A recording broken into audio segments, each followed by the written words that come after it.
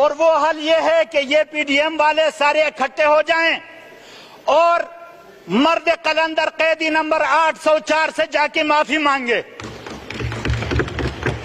اور مجھے پتا ہے میں خان کو جتنا جانتا ہوں وہ مرد قلندر مرد درویش معاف کرے گا کیونکہ وہ رسول اللہ صلی اللہ علیہ وسلم کا سچا سپاہی ہے جس نے فتح مکہ کے بعد اپنے دشمنوں کو معاف کیا تھا. میں آپ کو یقین دلاتا ہوں یہ جا کے اس سے معافی مانگے, اس سے کہیں کہ سائیں سانو معاف کر دے, اچھی تیرے پیری پہنے آج وزیر اعظم کی کرسی سنبھالو. اگر پاکستان کی اکانومی اس کے بعد مستحکم نہ ہوئی تو اس عبداللطیف کو ڈی چوک پہ پھانسی دی جائے. تو آج اگر یہ ایوان یہ فیصلہ کرے کہ جو بھی بوکس کیسز عمران خان کے خلاف بنائے گئے ہیں ان کو ختم کیا جائے, عمران خان کو اگر باعزت بری کیا جائے اور اس بات پہ اسے راضی کیا جائے کہ ساڑھے ستے نہیں ہوندہ جناب سائیں تسی آؤ تیس ملک لباق دوٹ سنبھالو اچھی انہوں راضی کرچے اس دے پیری پیسی ہیں سی ساڑھا لیڈر مان جائے گا. بات کرتے ہیں جی ڈیبیٹ ہونی چاہیے. کس کے ساتھ ہم ڈیبیٹ کریں؟ ہم کس کے ساتھ ڈیبیٹ کریں, کس کے ساتھ ڈائیلاگ کریں؟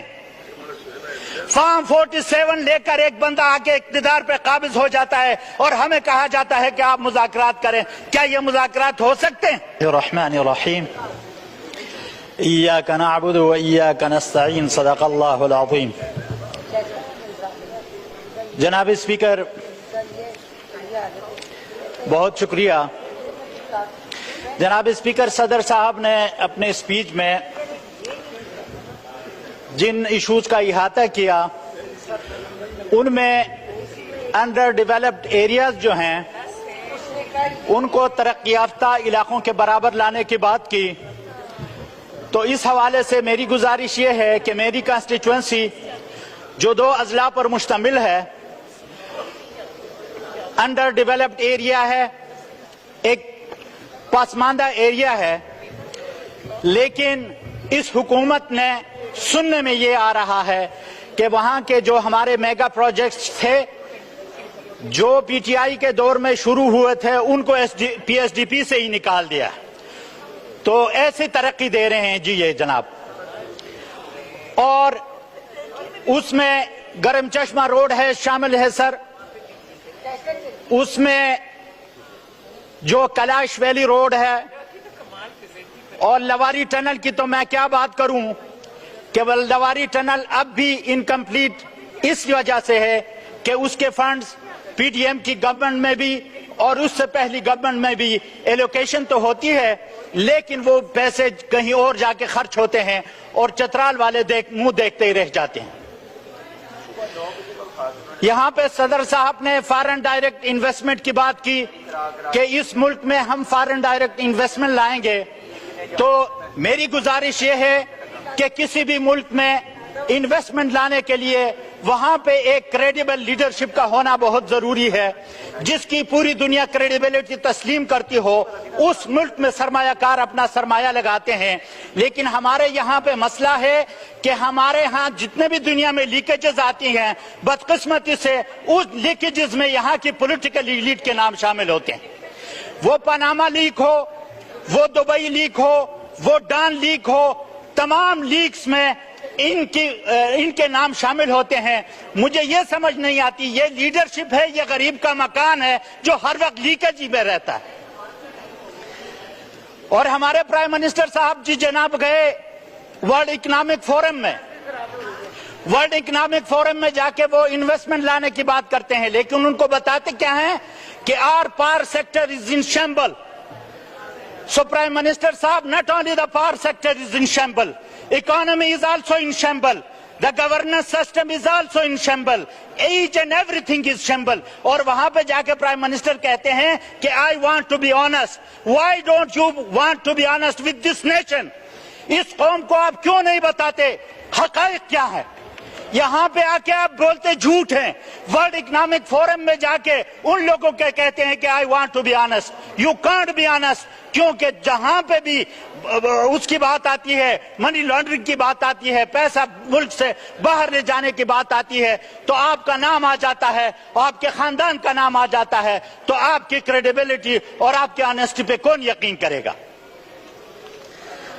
تو جناب والا, میری گزارش یہ ہے کہ جس طرح سب اس بات کو کنفیس کرتے ہیں, ایک سابق وزیر داخلہ آن ریکارڈ یہ بات کہتے ہیں کہ جناب والا ہم نے P D M regime change اس لیے کی, پی ڈی ایم نے, تاکہ ہم اپنے کیسز ختم کر سکیں. اور یہ بات مرد قلندر نے 3 سال پہلے کہی تھی کہ میری حکومت ختم کرنے کے بعد یہ قوم کی کوئی بھلائی نہیں کریں گے, یہ صرف اپنے کیسز ختم کریں گے. وہ کہتے ہیں نا فارسی میں, درویش ہر چی گویت دیدہ گویت. خان نے 3 سال پہلے کہا تھا, آج آپ کے سابق وزیر داخلہ یہ اقرار کر رہے ہیں کہ ہم نے کیسز ختم کرنے کے لیے رجیم چینج کیا تھا. جناب والا, رجیم چینج اس لیے کیا گیا کہ اپنے کیسز ختم کیے جائیں, ورنہ مسلم لیگ نون کے ایک لیڈر, ایک سابق وزیر آج یہ کہنے پہ مجبور ہیں کہ عمران خان کے خلاف کیوں سازش کی گئی جبکہ اکانومی 6% کی گروتھ کر رہی تھی. میریٹوکریسی کی بات کر رہا تھا عمران خان, اس کو اس کی سزا دی گئی. تو آج پاکستان جن کرائسس میں ہے جناب اسپیکر, خدا نہ کرے کہ اسٹیٹ کی سیکیورٹی ہی ڈائیلوٹ ہو جائے, تو میری گزارش آپ سے یہ ہے کہ یہ مسائل کی بات تو ہر کوئی کرتا کہ پاکستان کی اکانومی میلٹ ڈاؤن ہونے جا رہی ہے, پاکستان میں گورننس سسٹم ختم ہو چکا ہے, پاکستان میں ڈیموکریسی کا بیڑا غرق ہو چکا ہے. ایوری باڈی کنفیس, ہر کوئی کنفیس کرتا ہے, لیکن سلوشن کوئی نہیں دیتا. $1 ملین کوشچن ہے کہ یہ what is the way out. اس کا صرف ایک سلوشن ہے سر, اس مسئلے کا ایک حل ہے, اور وہ حل یہ ہے کہ یہ پی ڈی ایم والے سارے اکٹھے ہو جائیں اور مرد قلندر قیدی نمبر 804 سے جا کے معافی مانگے.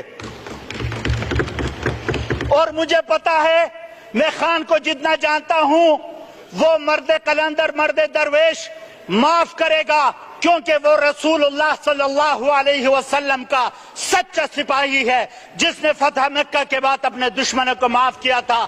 میں آپ کو یقین دلاتا ہوں, یہ جا کے اس سے معافی مانگے, اس سے کہیں کہ سائیں سانو معاف کر دے, اچھی تیرے پیری پہنے آج وزیر اعظم دی کرسی سنبھالو.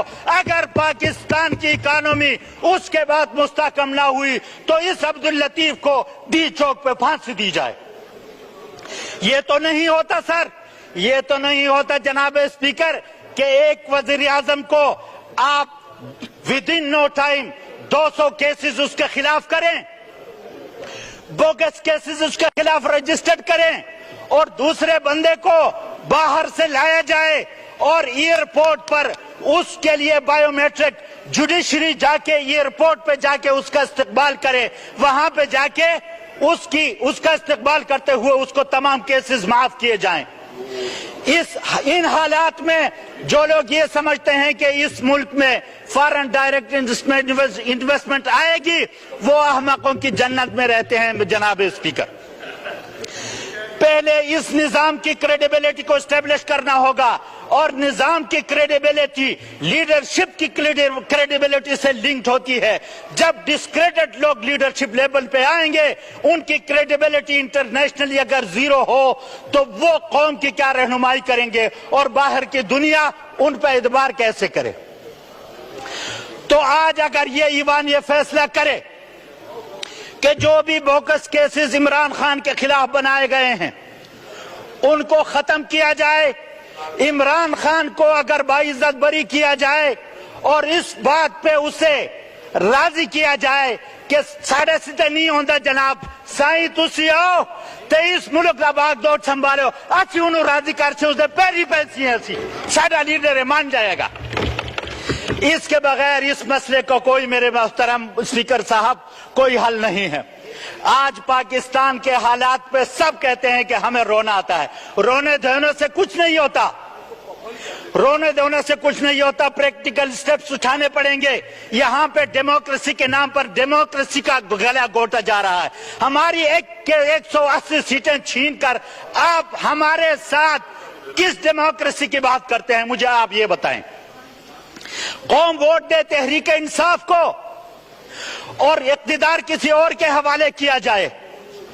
انٹرنیشنلی ہمارا کیا امیج جا رہا ہے؟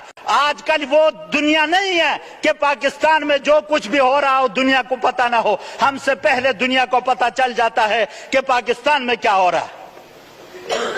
تو جناب اسپیکر, ہم صرف رونے دھونے سے ان مسائل کا حل نہیں نکال سکتے. بات کرتے ہیں جی ڈیبیٹ ہونی چاہیے. کس کے ساتھ ہم ڈیبیٹ کریں؟ ہم کس کے ساتھ ڈیبیٹ کریں؟ کس کے ساتھ ڈائیلاگ کریں؟ فارم 47 لے کر ایک بندہ آگے اقتدار پہ قابض ہو جاتا ہے اور ہمیں کہا جاتا ہے کہ آپ مذاکرات کریں. کیا یہ مذاکرات ہو سکتے ہیں؟ ان کے قائدین کو تو کلین چٹ دی جائے, ان کے دروازے پہ عدلیہ کو لایا جائے, ایئرپورٹ تک عدلیہ کو لے جایا جائے, اور میرے قائد کو ہائی کورٹ سے اغوا کر کے, ہائی کورٹ میں بھی میرا قائد محفوظ نہیں تھا. مجھے یہ بتائیں کہ اس ملک میں انصاف کا نظام ہے تو کدھر ہے؟ تو آج جناب اسپیکر پاکستان کی حالت وہ ہے, وہ کسی شاعر نے کہا تھا کہ اینچی شورش در دور قمر می بینم, اینچی شورش در دور قمر می بینم, همه آفاق پر از فتنه و شر می بینم, اسب تازی شده مجروح به زیر پالا, طوق زرین در گردن خر می بینم. آج پاکستان کے وہ حالات. تو جناب اسپیکر اللہ تبارک و تعالی قرآن میں فرماتے ہیں کہ لِمَ تَقُولُونَ مَا لَا تَفْعَلُونَ, آپ وہ بات کیوں کرتے ہو جس پر آپ عمل نہیں کرتے ہو. ہمارا صدر صاحب ایڈریس کر کے چلے جاتے ہیں, ہم اسمبلی میں ڈیبیٹ کرتے ہیں. This has become a debating club, sir. اس کو ڈیبیٹنگ کلب نہیں بنانا چاہیے.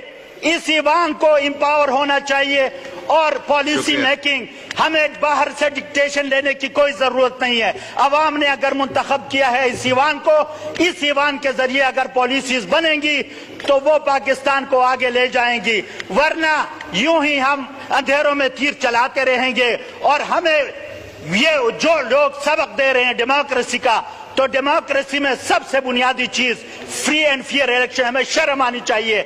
سن 47 کو ہم بھی آزاد ہوئے, انڈیا بھی ہوا. انڈیا 1.5 ارب انسانوں کا ملک, وہاں پہ الیکشن ہوا. کسی نے یہ نہیں کہا کہ میری سیٹ چھینی گئی, ووٹ مجھے ملا تھا, کسی اور کو دیا گیا. لیکن ہم سن 71 کے الیکشن یاد کر کے, ہم اس وقت پیدا بھی نہیں ہوئے تھے, الیکشن ہوئے. جب ہم پیدا ہوئے, جب سے میں پیدا ہوا ہوں, میں نے کبھی اس پاکستان میں جب سے ہوش سنبھالا ہے کبھی ہم نے ایسا نہیں وائنڈ اپ کریں الیکشن پہ اعتراض نہ کیا ہوا. شکریہ. رانا آتے